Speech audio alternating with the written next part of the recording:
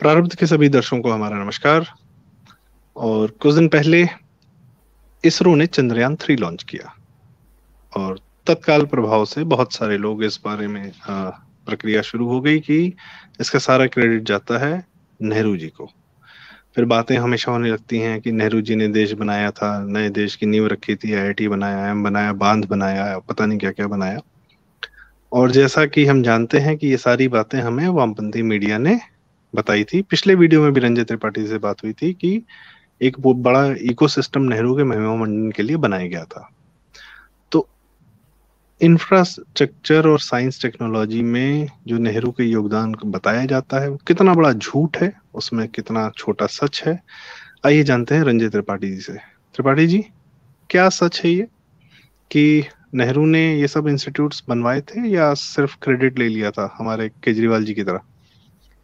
नहीं, इंस्टीट्यूट और इन सब चीजों पे सर बाद में जाते हैं।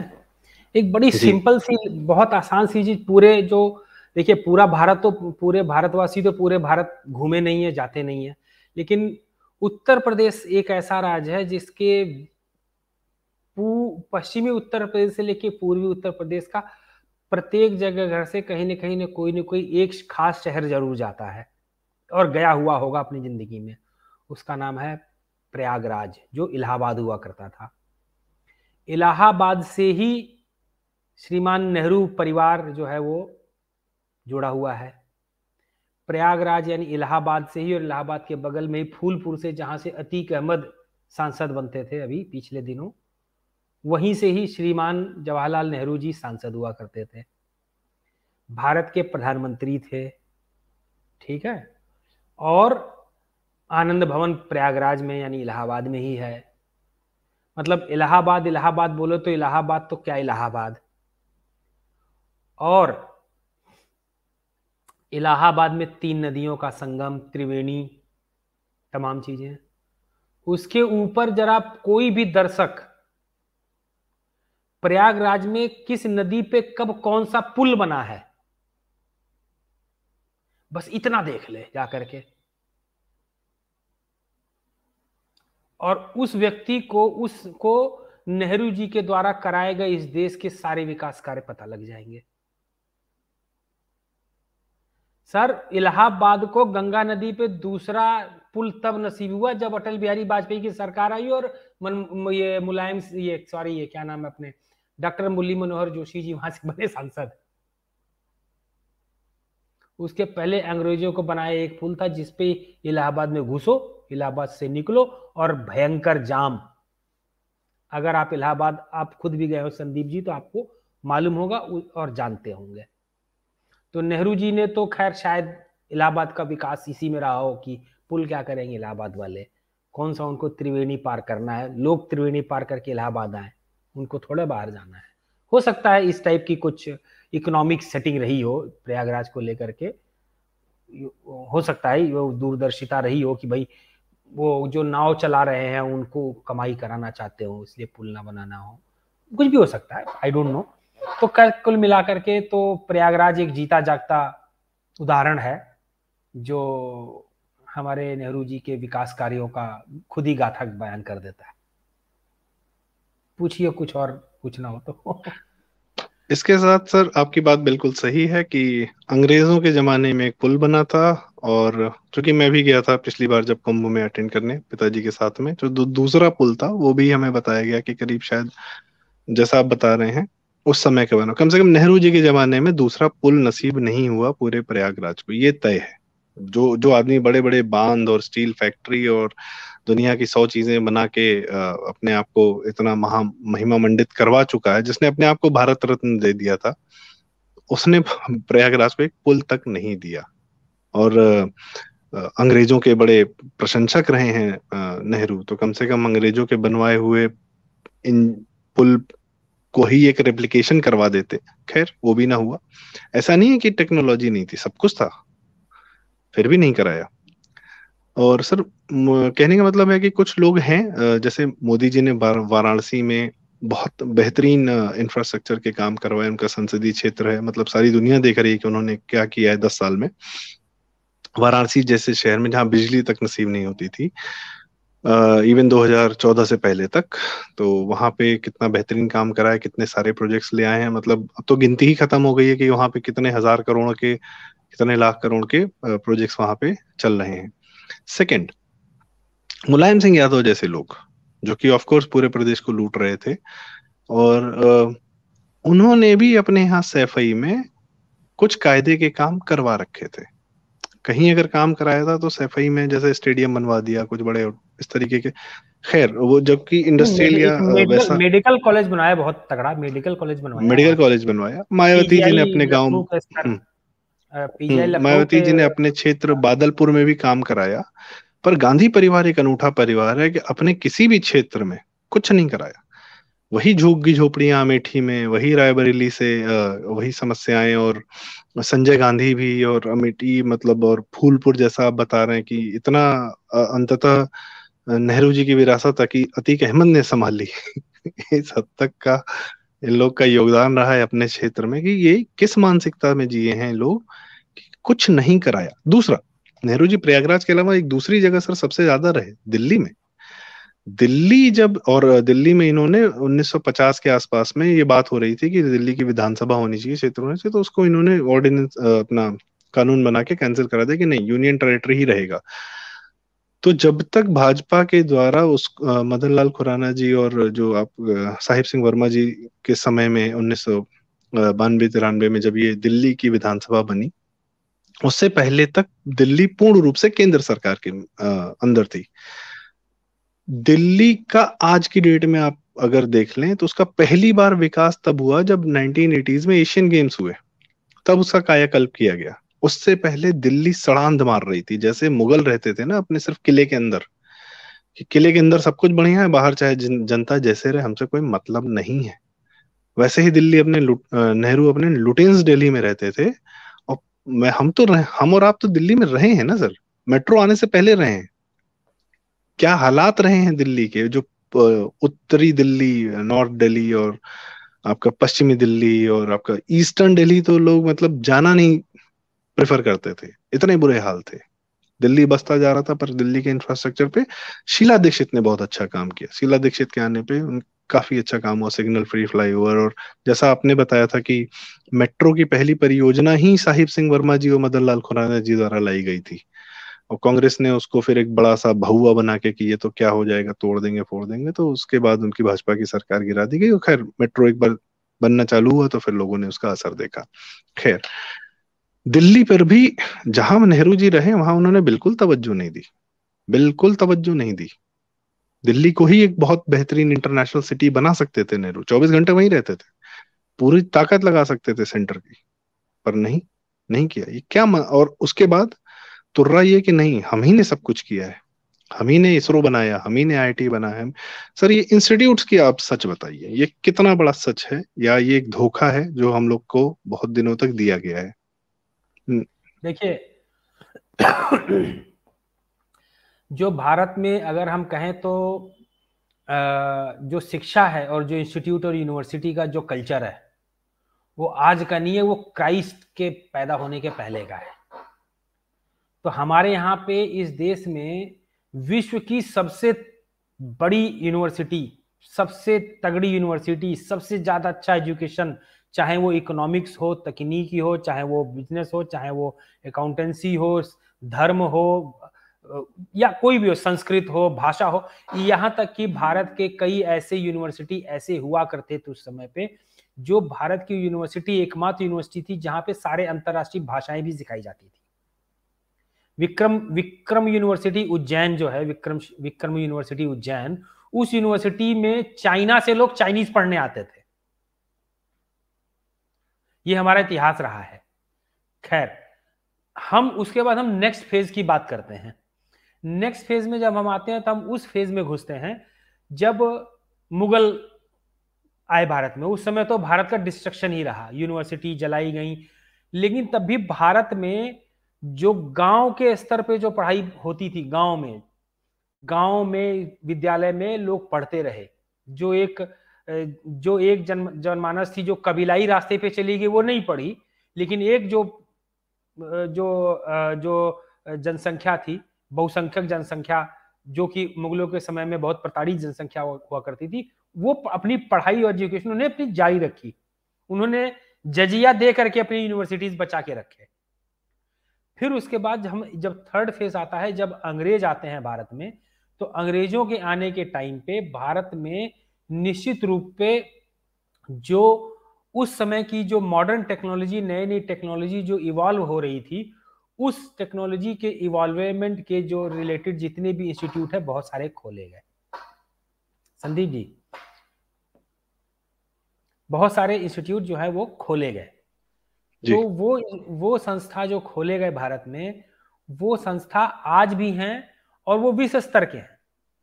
जैसे कि अगर आपको बताया जाए तो बहुत सारे ऐसे इंस्टीट्यूट अंग्रेजों ने खुद खोले जो उनको फायदा करता था, क्योंकि उनको यहाँ पे एक, भाई जब आप जाते हैं तो एक शिक्षित लेबर भी तो चाहिए ना, शिक्षित लोग भी तो चाहिए जो पढ़ सकें, जिनको समझ में आए।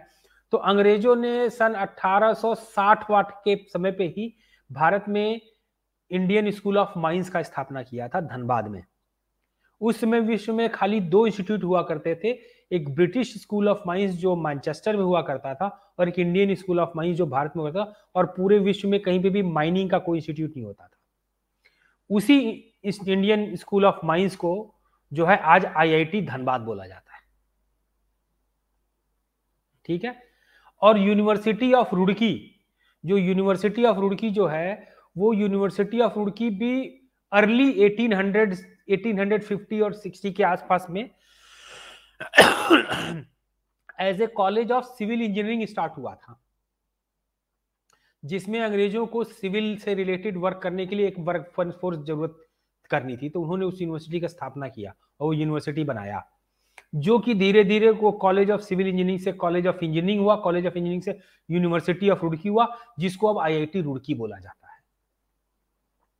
उसी तरह से जब बनारस हिंदू यूनिवर्सिटी बना, जिस बीएचयू को बनाने में कोई योगदान नेहरू या गांधी परिवार का किसी का नहीं है, टोटल महामना मदन मोहन मालवीय, बिरला जो उस समय भारत के उद्योगपति हुआ करते थे, काशी के महाराज, इन लोगों का, प्लस जनता ने, राजा दरभंगा, हाँ, इन लोगों का योगदान रहा है। और इस तरह से इनको ने वो उसमें जो इंस्टीट्यूट ऑफ टेक्नोलॉजी बनाया गया, जिसको institute of technology Banaras Hindu university बोला जाता था, उसी को अब आईआईटी बीएचयू बोला जाता है। खैर, ये वो है आईआईटी जो इंस्टीट्यूट जो बने थे, जिनको आईआईटी का एक दर्जा दिया गया। अब आते हैं हम लोग इंडियन इंस्टीट्यूट ऑफ टेक्नोलॉजी पे। इंडियन इंस्टीट्यूट ऑफ टेक्नोलॉजी में एक डॉक्टर सरकार थे, जो वायसराय के रिप्रेजेंटेटिव थे भारत में, और वो भारत में इस शिक्षित लेबर को तैयार करने के लिए, शिक्षित इंजीनियर्स को तैयार करने के लिए वो हमेशा काम करते थे। उन्होंने 1942 में ही एक रिपोर्ट तैयार किया था कि भारत में कुछ ऐसे उच्च संस्थान होने चाहिए जो एक जो ऑक्सफोर्ड कैम्ब्रिज के स्तर पे टेक्नोलॉजी का पढ़ाई यहाँ पे करा सकें, जिससे और ज्यादा शिक्षित लोग पैदा हों। तो 1945 में वायसराय ने ये मान लिया और पहली बार Indian Institute of Technology council की स्थापना किया, जो इंडियन में इंस्टीट्यूट ऑफ टेक्नोलॉजी बनाएगा। और उस जो पहली काउंसिल जो चीजें बनी थी, उसमें हुमायूं कबीर थे, कुछ लोग थे जो कांग्रेसी हुआ करते थे, बट एज सच उसमें नेहरू और वगैरह वगैरह का या एज सच कांग्रेस का कोई भी व्यक्ति का कोई भी योगदान नहीं है उसमें। वो पूरी की पूरी तरीके से प्रोफेसर सरकार, जो प्रोफेसर नहीं डॉक्टर सरकार, उनका योगदान, और उन्होंने किया। और पहली जो आईआईटी जो बनी, जो इंडियन इंस्टीट्यूट ऑफ टेक्नोलॉजी बनी, वो Indian Institute of technology Calcutta में एक जगह एस्प्लेनेड, उस एस्प्लेनेड के एक बिल्डिंग में उस इंस्टीट्यूट को चालू किया गया। और उसके कुछ समय के बाद जब भारत आजाद हुआ तो उसको शिफ्ट किया गया खड़गपुर में। खड़गपुर के पास एक जगह हिजली में एक बिल्डिंग थी, जिसको अंग्रेज इस्तेमाल करते थे एज ए डिटेंशन सेंटर। जो लोग काला पानी वगैरह की सजा पे जाते थे तो अंग्रेज पहले उनको वहां ले जाते थे, फिर वहां से उनको अंडमान भेजा करते थे। उस बिल्डिंग को आईआईटी बनाया गया। और फिर उस बिल्डिंग को बनाने के लिए, क्योंकि उसकी फंडिंग और उसके पैसे वगैरह सब 1945 में एलोकेट हो चुके थे, सब चीज हो गया था, उसको पैसे को से जब वो इंस्टीट्यूट बनना चालू हो गया था, क्योंकि सी वो बनते बनते शायद 1956 या कुछ हुआ, और 1956 में जब उसको उद्घाटन किया गया, तो उस समय उद्घाटन करने के लिए, क्योंकि देश के प्रधानमंत्री नेहरू जी थे, तो जाहिर सी बात है उनको ही मौका मिलना चाहिए, जो प्रधानमंत्री है वही करते, तो नेहरू जी ने उसका उद्घाटन किया। और साथ में उसके जो वो थे, एक को उद्घाटन करता इंग्लैंड से, शायद उनके प्रिंस या कोई और भी थे, जो क्योंकि पैसा उनका लगा था। फिर उसके बाद क्योंकि कलकत्ता में एक इंडियन इंस्टीट्यूट ऑफ टेक्नोलॉजी बन गया, उसके बाद ये हुआ कि शुरू से रीजनल एक बैलेंस का एक पॉलिटिक्स हमारे देश में रहा। तो रीजन को बैलेंस कैसे किया जाए, तो उसलिए एक आईआईटी को एक पॉलिटिकल टूल के तौर पे प्रयोग किया गया, और आईआईटी डिक्लेयर की गई कि एक बॉम्बे में बनेगी। तो उस आईआईटी बॉम्बे को बनाने के लिए पैसे दिए रशियन सरकार ने। So Indian Institute of technology Bombay का जो नीचे से जो फाउंडेशन से लेके जो उसकी डिजाइनिंग, आर्किटेक्चर, उसका वो सब चीज, everything is Russian. Cold war का एरा था, तो भारत को अगर रशिया एड दे रहा है, तो एक आईआईटी बनाने के लिए अमेरिका भी एड देगा। तो अमेरिका ने जो है कानपुर बनाने के लिए एड दिया। तो आईआईटी कानपुर के जो इनिशियल बिल्डिंग्स थे, उसकी जो इनिशियल आर्किटेक्चर है, उसके जो सब चीजें हैं, वो everything is based on MIT, Massachusetts institute of technology, वही उसका मेंटर इंस्टीट्यूट रहा है एक तरह से शुरू से। तो जैसे हम लोग जब किसी बिल्डिंग में जाते हैं, तो हम देखते हैं ना कि ground floor, first floor, second floor, third floor, ठीक। लेकिन अमेरिका में 0 फ्लोर कुछ नहीं होता, ग्राउंड फ्लोर कुछ नहीं होता। अमेरिका में first floor, second floor, third floor होता है। उसी तरह से आईआईटी कानपुर की सभी building first floor, second floor, third floor, उसमें आपको 0 नहीं मिलेगा। जब आप लिफ्ट में जाएंगे, तो आपको लिफ्ट के अंदर में 0 या जी का बटन नहीं मिलेगा, 1 2 3 4 का बटन मिलेगा। अगर आपने 1 दबाया तो ग्राउंड में ही खुलेगी। अगर आप किसी ने बोला कि थर्ड फ्लोर पे आ जाओ, तो आप 4 नहीं दबाएंगे, 3 दबाएंगे, तभी आप थर्ड फ्लोर पे पहुंचेंगे, क्योंकि यहाँ पे 0 और जी का कंसेप्ट नहीं है। उसी तरह से जो हमारा आईआईटी दिल्ली है, वो आईआईटी दिल्ली पहले कश्मीरी गेट पे चालू हुआ था एज ए दिल्ली पॉलिटेक्निक, फिर उसको कॉलेज ऑफ इंजीनियरिंग में बदला गया, और फिर ब्रिटिश एड से इंडियन इंस्टीट्यूट ऑफ टेक्नोलॉजी बनी। और उसके बाद में उसका उद्घाटन जब हौज खास में बिल्डिंग बनी, तो उसको एज ए प्रधानमंत्री, क्योंकि इन सब आईआईटी का जो जो एड और ये सब आया और हुआ, तो उसमें हमारा नेहरू जी प्रधानमंत्री थे, उन्होंने किया। और हर एक में एक को उद्घाटन करता रहे। जैसे मुझे याद है, जहां पे आप वहां पे भी पढ़ा है, prince of Edinburgh, he was main उद्घाटन करता in presence of Nehru ji for IIT Delhi. तो उद्घाटन उन्होंने किया, चलिए आईआईटी हो गया। लेकिन उसके बाद, उसके पहले, ठीक है, उसके पहले अगर हम देखें, तो एक भारत में एक बहुत बड़ा रिसर्च की संस्थान है, जिसको बोला जाता है council of scientific and industrial research, CSIR. उसकी भारत में बहुत सारी लैब है। उसमें से कुछ फेमस लैब है, national chemical laboratory, national physical laboratory, Indian Institute of chemical technology, हाँ, ऐसे ऐसे करके उस भारत में 45, 46 से 50 के लगभग उसकी लैब्स है भारत में। उस council of scientific and industrial research का भी ये लोग बोलते हैं जी नेहरू जी ने बनाया। Council of scientific and industrial research जो है 1925 में बन चुका था। उसको बनाया था प्रोफेसर शांति स्वरूप भटनागर ने, और उसको बनाया था आरकोट मुदलियार ने, डॉक्टर आरकोट मुदलियार। और उसके 2 इंस्टीट्यूट, शायद एनसीएल और एक और इंस्टीट्यूट बनाने में प्रोफेसर श्यामा प्रसाद, डॉक्टर श्यामा प्रसाद मुखर्जी का काम रहा है। वही श्यामा प्रसाद मुखर्जी जो कश्मीर में मारे गए, उन्होंने वो स्टार्ट किया था। और सीएसआईआर के बनने में कोई कांग्रेस सरकार का और किसी नेहरू श्यामा जी का, प्रसाद मुखर्जी जी, श्यामा प्रसाद मुखर्जी जी जनसंघ के संस्थापक, जी भाजपा जी के पितामह, जी जी जी अटल जी वगैरह के मेंटोर, और जी आज जी की जी डेट में जो भी भाजपा दिख रही है उसके जनक। जी। और वो कश्मीर में श्यामा प्रसाद 370 मुखर्जी, हटाने के लिए, 370 हटाने के लिए, एक देश में एक निशान एक विधान, ये नारा देने वाले श्यामा प्रसाद मुखर्जी जी जब कश्मीर पहुंचे हटाने के लिए 370, या वहां पे आंदोलन करने के लिए, उनको जेल में बंद कर दिया गया नेहरू और अब्दुल्ला की सरकारों द्वारा, और मिस्टीरियस सर्कमस्टेंसेस में उनकी डेथ हो गई। उनके परिवार को कभी उनकी लाश नहीं मिली, कोई पोस्टमार्टम रिपोर्ट नहीं, कुछ नहीं। वो एक लाल बहादुर शास्त्री से पहले की एक जो मिस्टीरियस डेथ थी, एक वो थी, और एक श्री दीनदयाल उपाध्याय जी की भी थी। एंड एक ये भी स्कैम है जो हम लोग को बहुत सालों तक धोखा दिया गया, कि नेहरू बहुत बड़े डेमोक्रेट, डेमोक्रेसी के पता नहीं क्या, और ये हरकतें थी कि जरा सा चलिए कोई अगर, चलिए, हम आपको और आगे हाँ, बताते हैं। विषयांतर ना करें। हाँ जी जी। हाँ, तो भारत में अगर आप देखेंगे तो ये यूनिवर्सिटी और ये टॉप क्लास की यूनिवर्सिटी इंस्टीट्यूट खोलने का कोई 1947 के बाद का इतिहास नहीं है। कलकत्ता का प्रेसिडेंसी यूनिवर्सिटी जो है वो 1817 में बन चुका था।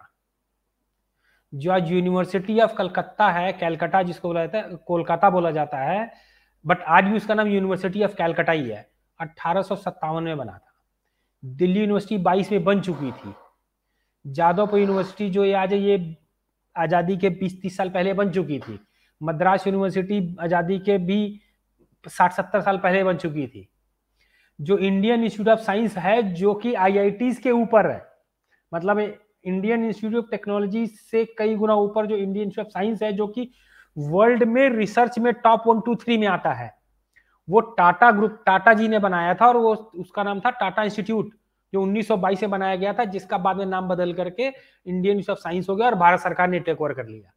यूनिवर्सिटी ऑफ मद्रास भी उसके पहले का है, पंजाब यूनिवर्सिटी उसके पहले का है, अलीगढ़ मुस्लिम university, Jamia Millia Islamia, university sir, of Roorkee जो है, IIT।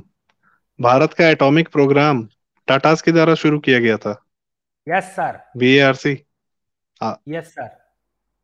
और सुनिए, मतलब जो CSIR के जो बहुत सारे लैब हैं, नेशनल फिजिकल लेबोरेटरी या national chemical laboratory, national metallurgical laboratory, national metallurgical laboratory है, या आपका सेंट्रल लेदर रिसर्च इंस्टीट्यूट है, इस टाइप के ये सारे इंस्टीट्यूट हैं, वो प्री इंडिपेंडेंस हैं।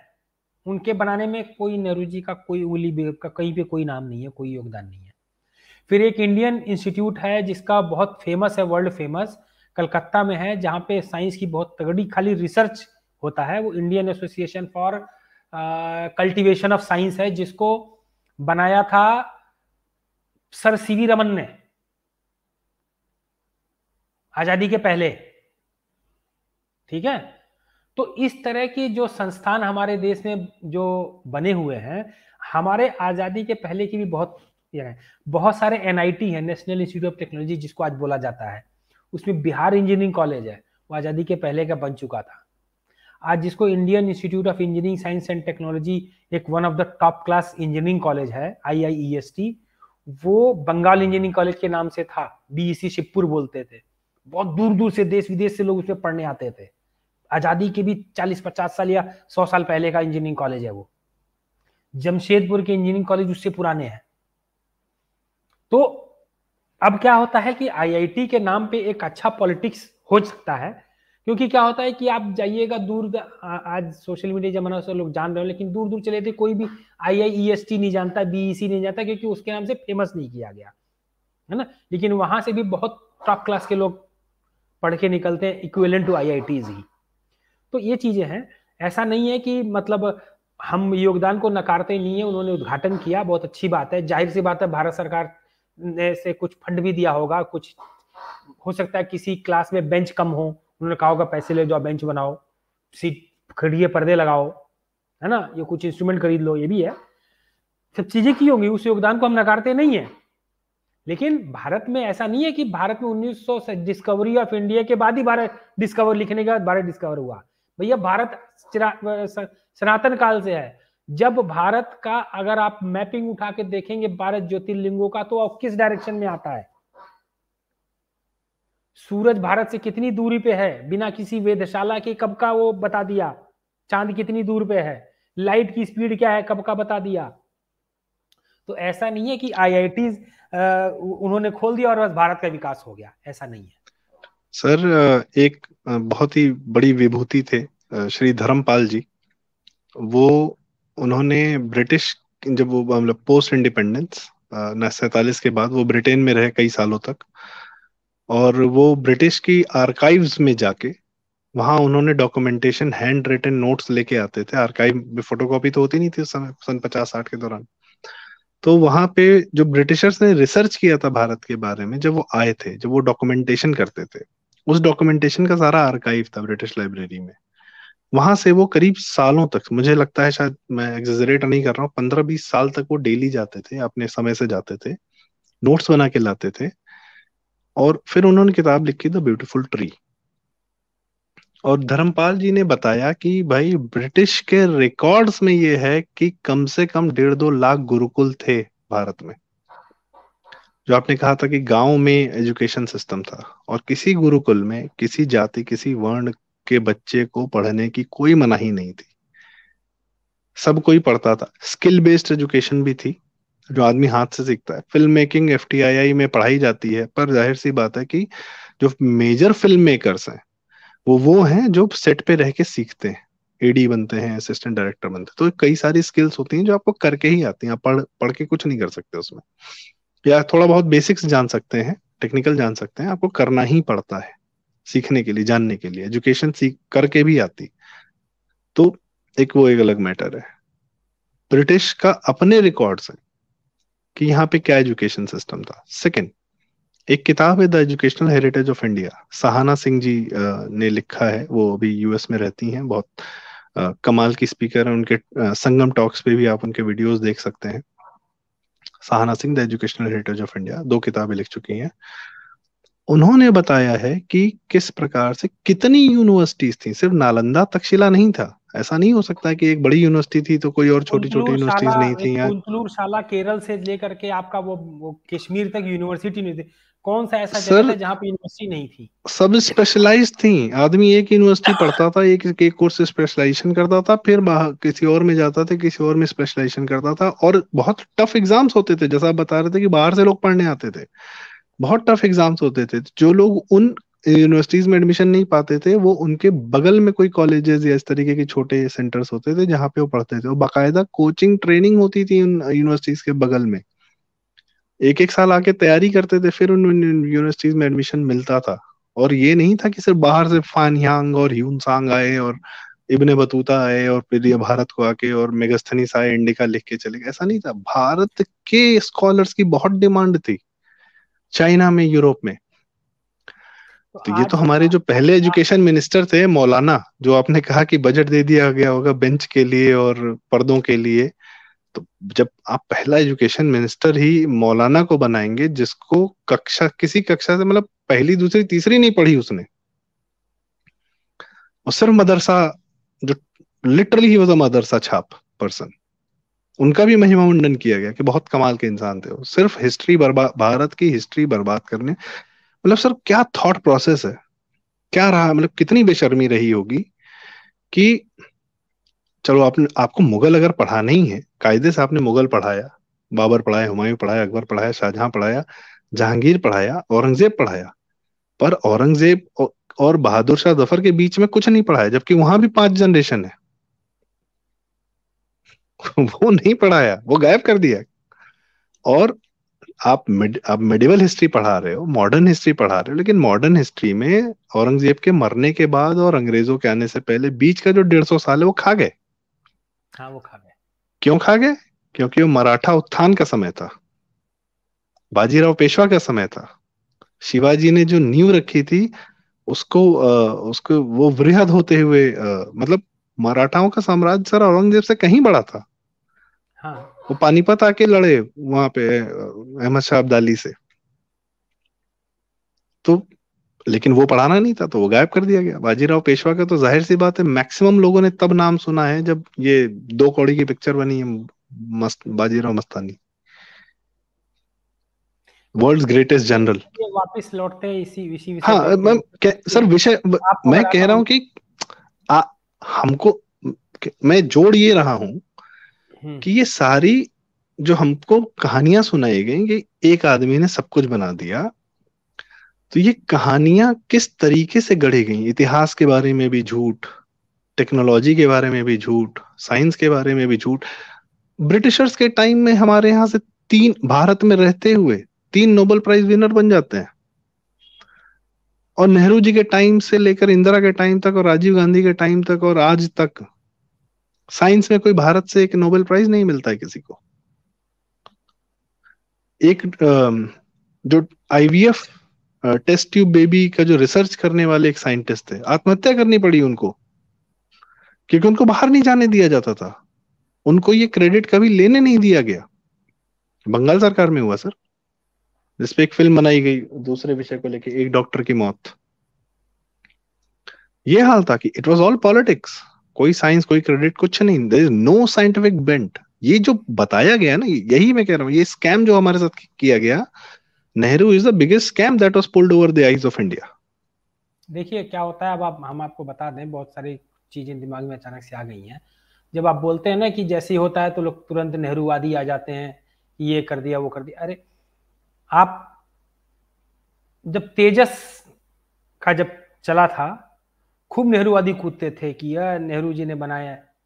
भैया एचएएल जो है वो कतई किसी का योगदान नहीं है, किसी नेहरू और किसी का एचएएल बनाने में।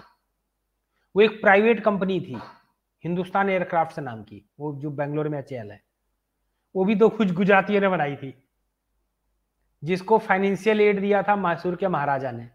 और उसका बिजनेस का, उसका काम था हवाई जहाजों का repairing, they use to do maintenance services. और फिर वो जब वर्ल्ड वॉर हुआ तो वो उनके लिए एक लैंडमाइन बन के आया कि वो ब्रिटिश जहाज खूब आते थे, टूट के फूट के बम खाए, तो वो पूरा उसका रिपेयरिंग मेंटेनेंस करते थे। और उस रिपेयरिंग मेंटेनेंस को करने के लिए ब्रिटिश वालों ने खूब इनको इक्विपमेंट सप्लाई किए, तो हिंदुस्तान एयरक्राफ्ट करके वो बहुत बड़ी कंपनी बन गई।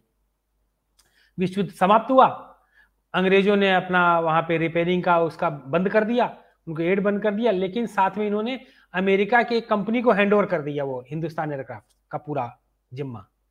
अभी ओनरशिप वो गुजराती बाई साहब की थी, लेकिन काम उनका। और मालूम है 1958 तक वो अमेरिकन कंपनी की ओनरशिप रही है हिंदुस्तान एयरक्राफ्ट पे, और अमेरिकन कंपनी उसको चला रही थी, हिंदुस्तान एयरक्राफ्ट।